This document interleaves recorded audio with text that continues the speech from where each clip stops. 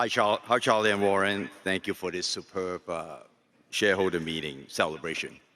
My name is David Chung from Hong Kong and a proud graduate of Chicago Booth. I'm also here with my two sons, Aiden and Ashton, who's currently studying University of Chicago as a freshman and sophomore. This is my second time attending the conference, last being 2019, 4 years ago, which I was only a guest shareholder of my friend Andrew. So after the shareholder meeting, I have decided to buy into Berkshire Hathaway, which has given me a great return of 62% since 2019. So I want to thank you for that.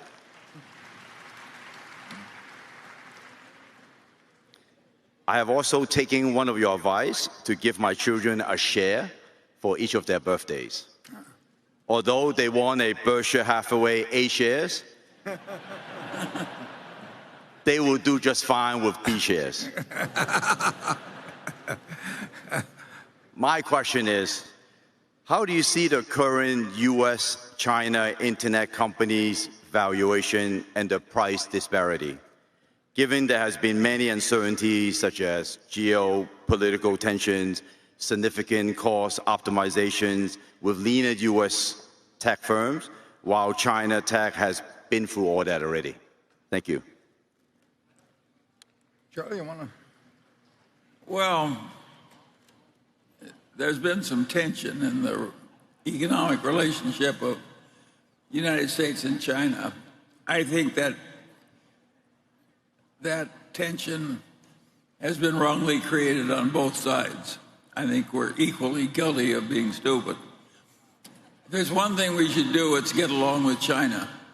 And we should have a lot of free trade with China in our mutual interest. And I just can't imagine. It's just so obvious. There's so much safety and so much creativity that's possible.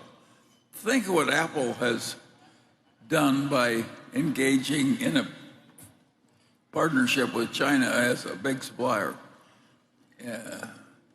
It's been good for Apple and good for China.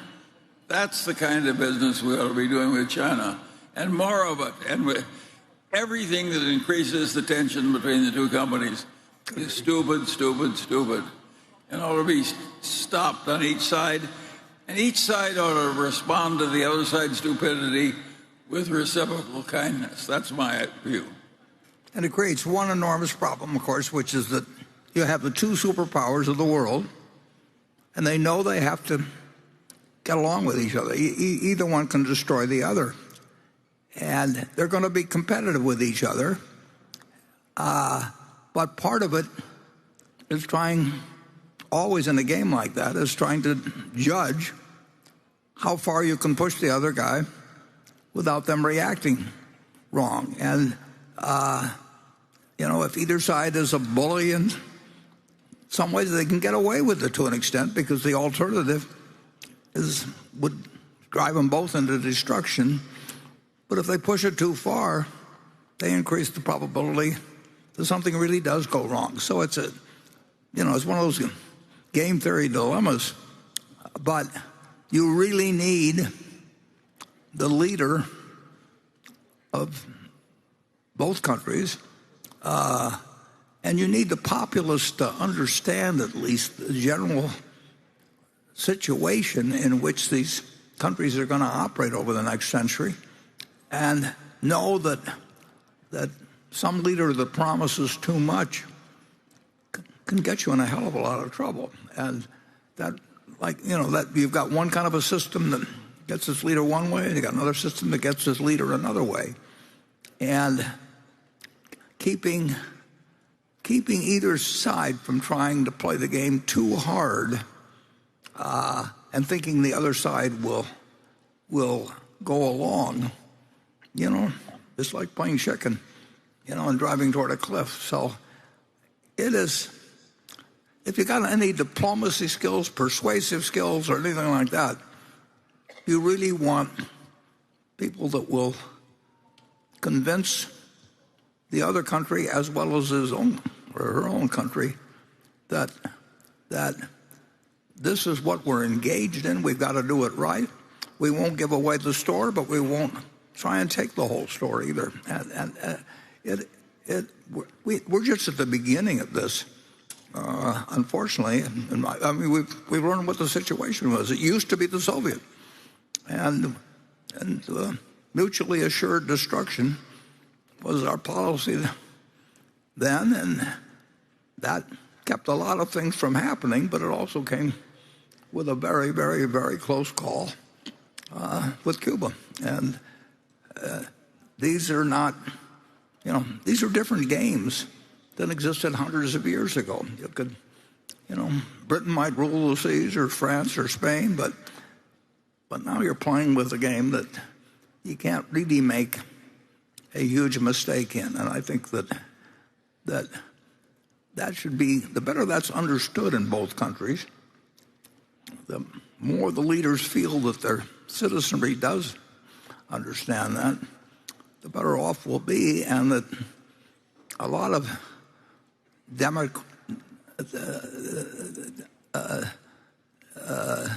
demography or a lot of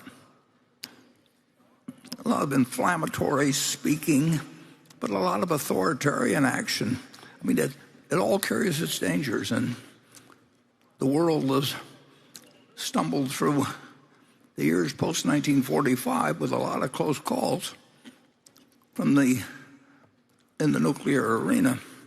And now we've got pandemics, and we've got cyber and a whole bunch of other things. So we've got more tools of destruction than the world's ever had. And it's imperative that China and the United States both understand what the game is and understand that you can't push too hard. But both places are going to be competitive, and both can prosper. That's what really is. That's the vision that is out there, that China will have a more wonderful country, the United States will have a more wonderful country, and the two are not just compatible; they're almost imperative in terms of what's going to happen in the next 100 years or so. And I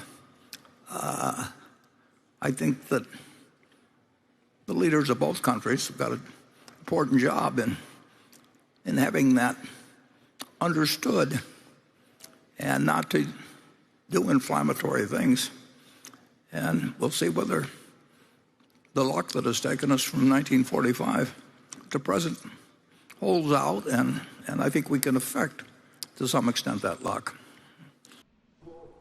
시청해 주셔서 감사합니다. Some